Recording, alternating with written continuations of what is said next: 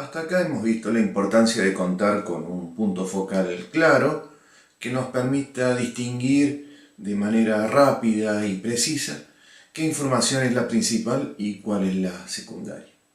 Lo que vamos a ver ahora son una serie de principios que van a complementar a este concepto del punto focal y que nos van a permitir, que nos van a ayudar a organizar en el plano gráfico los elementos, tanto el primario como los secundarios. Vamos a verlos en detalle.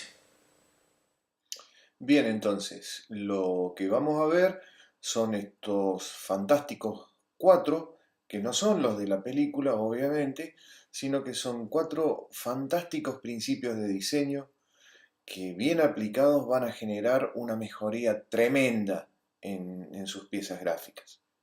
Vamos a empezar entonces por el primero de estos cuatro fantásticos, el principio número uno, el principio de proximidad. De manera genérica y simple, proximidad implica agrupar. Implica que los elementos que de alguna manera están vinculados conceptualmente deberían mostrarse juntos, deberían mostrarse próximos en el plano gráfico, deberían estar como agrupados. Y esto, bueno, en cierta forma tiende a indicar visualmente cuál es la información que está relacionada con otra en la pieza gráfica. ¿Y esto por qué? Porque la gente escanea, no lee cada pieza y ni siquiera lee elemento por elemento. Entonces, al agrupar la información relacionada, vamos a facilitar el escaneado de ese diseño, de esa pieza gráfica. Vamos a ver un ejemplo. En este listado simple, bueno, todos los distintos elementos para irse eventualmente a las sierras o de vacaciones, bueno, parecen como que están dispuestos en la manera en que se nos fueron ocurriendo los distintos ítems, los distintos elementos. No hay categorización, todo está separado por el mismo espaciado y tampoco hay una jerarquía muy clara. Tampoco hay una indicación visual de qué elemento está relacionado con cuál otro y, bueno, y cuáles no están vinculados. Ahora bien, un simple rediseño, como el que podemos ver a la derecha, en el que simplemente acudimos a una jerarquía tipográfica y un poquito de espaciado entre estos dos grupos, que aumente el contraste, nos va a dar una estructura visual clara y una jerarquía fácilmente reconocible. Y además, bueno, hay una distinción de todo lo que es una clase de elementos, en este caso todo lo que tiene que ver con la indumentaria, y todo lo que son accesorios, fundamentalmente lo que tiene que ver con la grabación de ese viaje. En este otro ejemplo, que es algo común, es lo que suele ocurrir en los índices o en los menús de los restaurantes, tenemos también un foco muy claro, que es la palabra índice. Tenemos una jerarquía que está subordinada a esta palabra índice, en la que vamos a ver distintos elementos que son similares en jerarquía y que están dispuestos de manera similar en su tratamiento tipográfico y que el agrupamiento me va a poder distinguir justamente y me va a permitir distinguir y ordenar la lectura. El espacio extra, además, brinda a los ojos una oportunidad para el descanso y no agobia visualmente a la página. Vamos a ver otro ejemplo. El ejemplo de la izquierda es un simple tipeado, es un texto en bruto, que dispuesto de esta manera no invita a la lectura y es como pesado, abruma. Y esto es importante porque si es difícil de leer, entonces la persona que lea va a transferir ese sentimiento de dificultad al servicio que se está ofreciendo, en este caso el de Dropbox. Ahora fíjense en el ejemplo de la derecha. Al poner más espacio entre los elementos que no están relacionados, es decir, al distanciarlos en el plano gráfico, y al reducir el espacio que los separa a los elementos que sí están relacionados, todo el texto es mucho más claro. Entonces, quien lea va a comprender fácilmente y ese sentimiento de facilidad se va a transferir al servicio de Dropbox y entonces quien lea esta guía de inicio rápido, va a decir, sí, bueno, parece fácil porque lo estoy entendiendo y entonces va a decir, parece fácil y bueno, entonces lo voy a probar.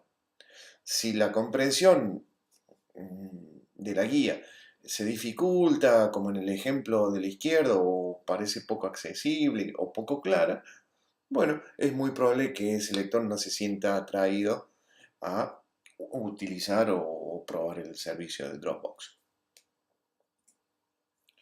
En este otro caso es una tarjeta personal que es la prototípica, es la que en cualquier local de fotocopia o cualquier negocio de impresión le van a ofrecer a quien solicite una tarjeta personal, que le diseñen una tarjeta personal. Esto es lo más habitual. Ahora bien, una pregunta simple. A ver, ¿cuántas veces se detiene el ojo leyendo la información? A ver, pruebe, le doy un tiempito. Como ayuda, el ojo lee al medio, en principio, lo más grande y colorido. Entonces, el ojo empezaría a leer por ahí. Se detiene y después continúa por... Bueno, el recorrido también prototípico, entonces es, voy al centro, leo arriba a la izquierda, y a partir de ahí me voy desplazando hacia la derecha y hacia abajo en el sentido habitual de lectura en Occidente. En total, el ojo se detiene 5 veces. Es mucho esfuerzo. Entonces, con un rediseño que tenga en cuenta, agrupando qué elementos están vinculados y poniéndolos cerquita, entonces facilito la lectura y el escaneado de esta pieza, de esta tarjeta personal. También fíjense que todo lo que tiene que ver con el detalle de la empresa, tanto su nombre arriba como su localización y sus elementos de contacto, la información de contacto, están en la misma línea, están todos alineados a la izquierda sobre una misma línea imaginaria. Y eso justamente da pie al segundo principio. El segundo principio, el principio de alineación, para definirlo también de una manera simple, vamos a decir que alinear es conectar. Al alinear vamos a crear conexiones visuales entre elementos que están separados dentro de una misma pieza. Vamos a generar una línea virtual fuerte, que eso le va a dar mucha cohesión al diseño. Veamos un ejemplo en este currículum vitae. Alinear parece una cosa relativamente sencilla, y la es. Es bastante fácil de aplicar, pero no sé por qué la mayoría falla al alinear. La verdad es que no lo tengo claro, pero es muy fácil fallar cuando uno está distribuyendo los elementos en la página. Por suerte, bueno, nosotros tenemos en los programas de diseño, tenemos la línea de guía y eso nos permite eventualmente ver, como en este caso, los elementos que están fuera de esa línea y aprovechar, ¿no es cierto?, para ordenarlos de manera alineada. Acá tienen el ejemplo, a la izquierda está un poco desalineada la foto con los iconos de contacto y a la derecha, bueno, ya la información parece mejor alineada. Entonces los programas nos van a facilitar mucho la tarea. ¿Qué es lo importante acá?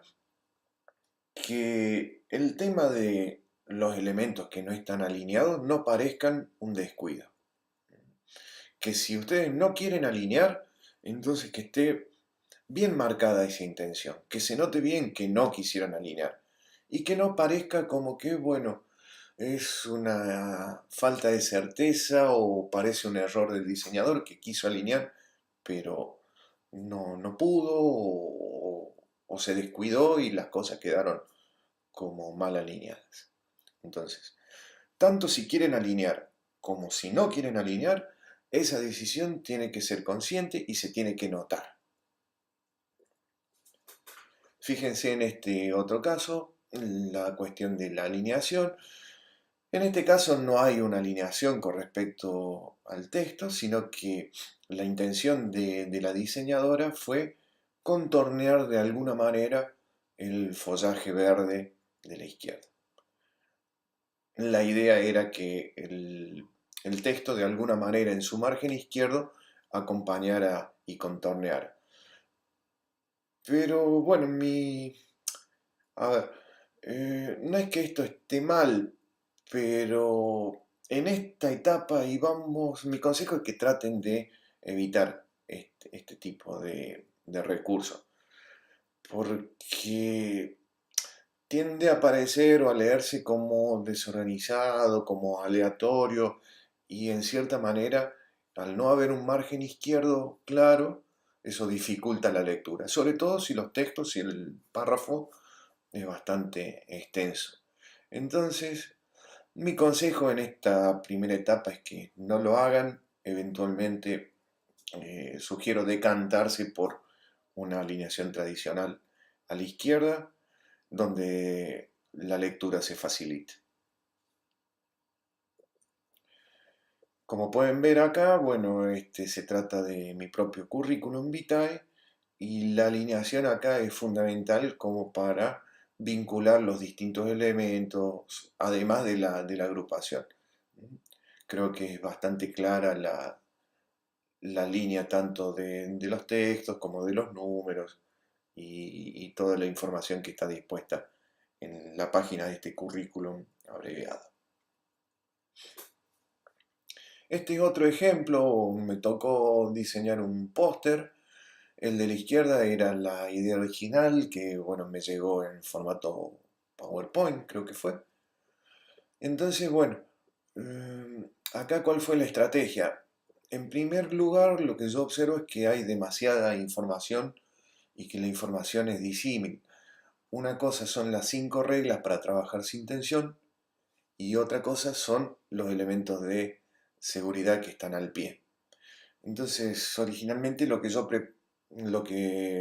preparé y lo que propuse fueron dos afiches distintos. Uno que contenga las 5 reglas y otro que contenga el consejo de seguridad. Y entonces, bueno, a partir de ahí, fíjense, agrupo, siguiendo el mismo criterio que me había llegado en el afiche del PowerPoint. Y bueno, estoy alineando en este caso todos los ítems y también genero una serie de iconos, más que los mejor, un recurso mejor me parece que el de acudir a estos clipart tan genéricos y tan vistos. Entonces el pictograma es como más simple, más rápido de leer, tiene una idea de sistema porque todos comparten un mismo código y está todo perfectamente alineado. Cada uno de esos pictogramas están alineados por el centro y los textos están alineados por la izquierda. El hecho de utilizar estos pictogramas que comparten la misma forma contenedora, es decir, el círculo, y que la imagen esté calada en blanco sobre un continente circular azul y que se repita ese mismo gesto en cada uno de los pictogramas, nos va a llevar al tercer principio. Es el principio de repetición que, como pueden ver en la imagen que utilizo para ilustrarlo, tiene que ver con que, bueno, de alguna manera haya como un parecido, un aire de familia, tal cual como se ve acá en las piezas de ajedrez, que cada una conserva su individualidad, pero hay algo, hay gestos que se van repitiendo y que nos hacen reconocer que cada una de las piezas forma parte de una gran familia o sistema. Entonces, el repetir estos elementos en la pieza gráfica nos va a dar cohesión, nos va a dar sentido de unidad y va a hacer que todo se vea emparentado, que haya este aire de familia al que me estaba refiriendo. Vamos a verlo con un ejemplo práctico. En este caso, bueno, había llegado un pedido para esta mujer que es traductora pública y entonces yo, la primera decisión es que, bueno, que los colores de los libros, que es la ilustración que ella me facilita, me van a servir a mí para repetirlos y para tomarlo como base de cada uno de los idiomas en los que ella traduce. Entonces, fíjense que no solamente repito los colores, sino que también estoy repitiendo decisiones tipográficas que si bien varían en su tamaño, en su cuerpo, bien, repite tanto la misma tipografía como las variables utilizadas. Bold o negrita, redonda o normal. Entonces, se repiten las formas, los colores, la tipografía, cualquier característica que ustedes requieran. En este otro ejemplo me habían encargado un banner que lo había empezado a bocetar en un papel y ya estoy en la etapa, lo que estoy mostrando acá, en la etapa en Photoshop, ya un bocetado bastante acabado. Y bueno, tomo una estructura en cuartos, en 4 cuartos, de división de ese banner, porque la foto que originalmente me piden que incluya es una foto básicamente cuadrada. Entonces, a partir de ahí, tomo con el gotero de Photoshop una muestra de color y ese color que figura en el fondo de la fotografía lo aplico a el texto que va a dar identidad a este grupo de caminantes. Perdón. Y ese texto lo dispongo en los 2 cuartos centrales y me reservo el último cuarto de la derecha para disponer los auspiciantes. Entonces fíjense que estoy ya incorporando el tema de la alineación, la repetición del color y de a poco esto va cobrando una cierta unidad y una cierta coherencia. Porque además se repite modularmente cada uno de los cuadrados que pueden ver ahí marcado con las líneas de guía. En este otro ejemplo, bueno, era un tarjetón de una exposición que se hizo en el Museo Molet. Y entonces, bueno, es un boceto bastante terminado también en el que uso texto que es ilustrativo, no es el texto definitivo, no son las personas que van a exponer, pero bueno, también estoy repitiendo las decisiones tipográficas, el color tanto del texto que dice staff del museo como la de las personas y así también como el del continente de la parte superior de ese rectángulo con bordes redondos en la parte superior. Todos esos colores salen de la propia estatuilla. Es una decisión repetirlo al color para darle coherencia a toda la pieza. En este otro caso, bueno, un rediseño de la tarjeta que habíamos visto. Y repito el color del logotipo de EPEC para vincularlo a la división a la cual pertenece la persona, el licenciado Fernández en este caso.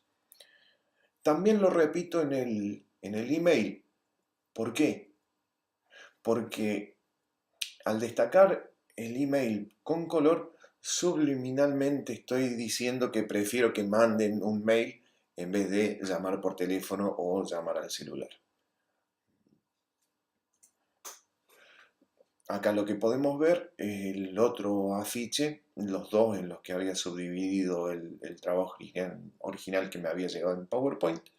Y entonces ven cómo se van repitiendo ciertas decisiones, como en este caso el pie, el rectángulo verde que contiene a la división seguridad industrial, el uso de los colores, el cuerpo tipográfico para el título y su color, el celeste.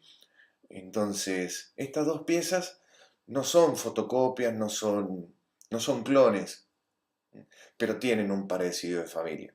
Así como esas fotos familiares en las que, bueno, distinguimos al tío, al primo, al abuelo, y se nota el aire de familia, bueno, acá es lo mismo. Nada más que nosotros le llamamos sistema. Esto ya empieza a ser un sistema gráfico. ¿Por qué? Porque hay ciertas decisiones que se van a ir repitiendo.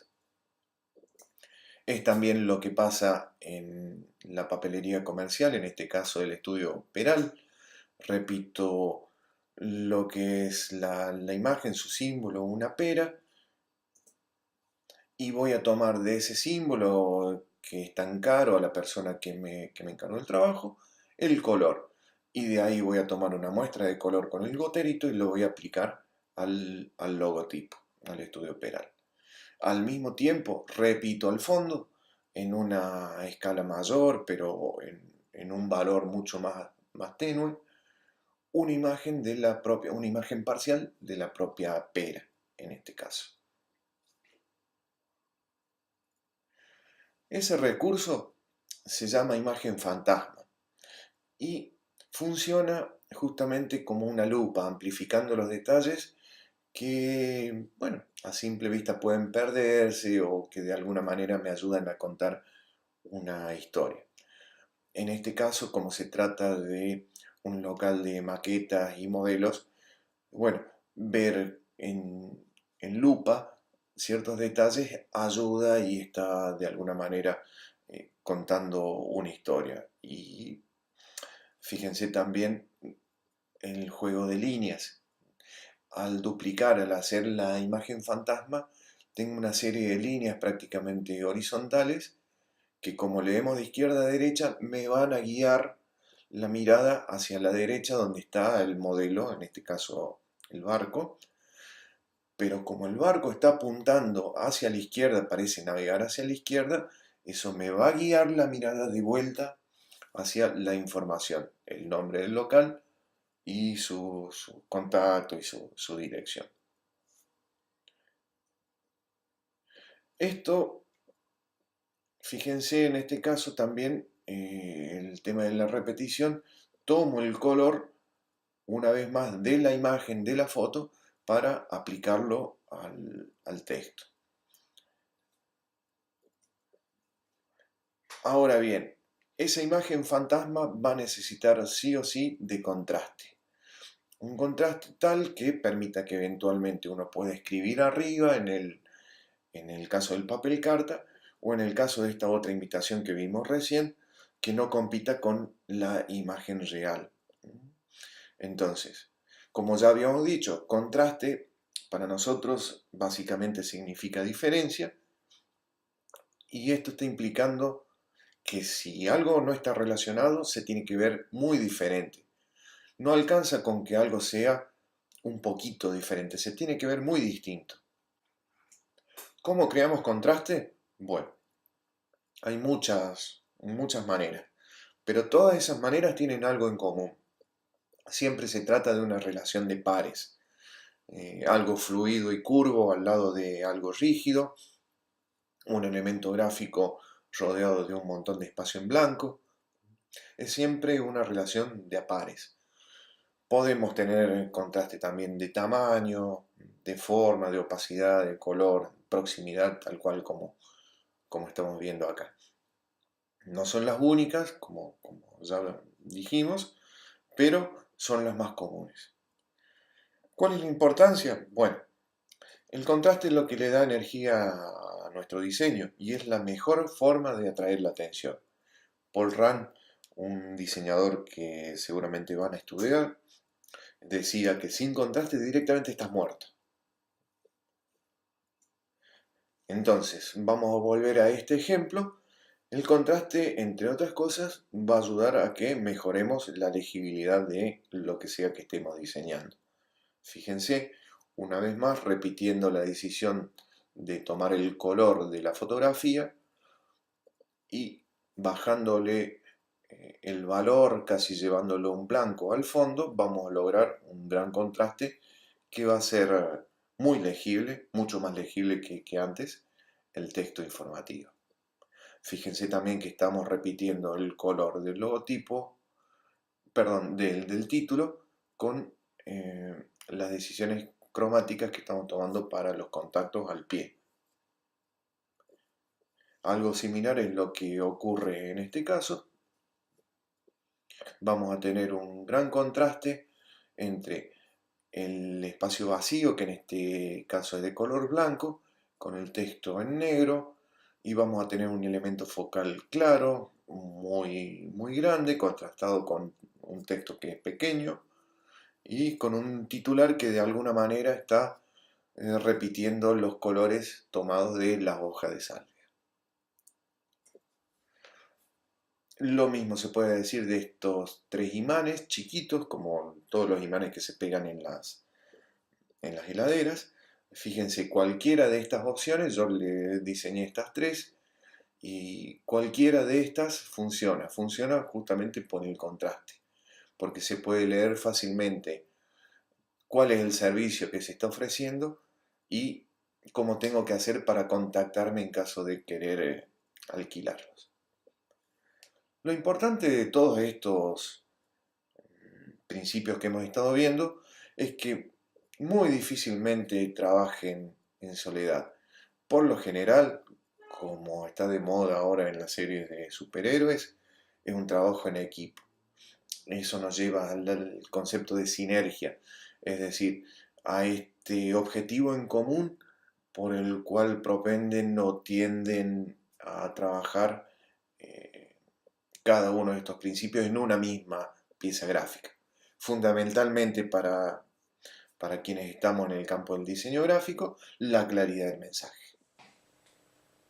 Bien, ya hemos visto que estos 4 principios son muy simples en realidad, pero no se dejen engañar por su aparente simpleza, porque bien aplicados van a generar una enorme mejora en la manera en que diseñan, en la manera que materializan sus diseños. Lo que vamos a hacer ahora es 2 tareas. En primer lugar, vamos a tomar la planilla que cada grupo había diseñado y vamos a revisarla a la luz de estos principios que hemos estado describiendo. Entonces, por grupo, apliquen los 4 principios que hemos estado estudiando a un rediseño de esta planilla y por favor súbanla de nuevo al grupo de Facebook. Para la siguiente tarea lo que vamos a hacer es tomar una pieza gráfica común y corriente de las que nos entregan habitualmente en la calle, en la vida pública, y van a detectar entonces cuáles son sus inconvenientes con el concepto de punto focal y los 4 principios estudiados. Tomen cualquier ejemplo, puede ser en blanco y negro o en color, detectan esos problemas y proponen un rediseño, también por grupo, o pueden hacerlo individual, como ustedes prefieren. Entonces, ambos rediseños, por favor, súbanlos a la plataforma, al Facebook, así podemos compartir todos estos conceptos y estos análisis con el resto de la clase.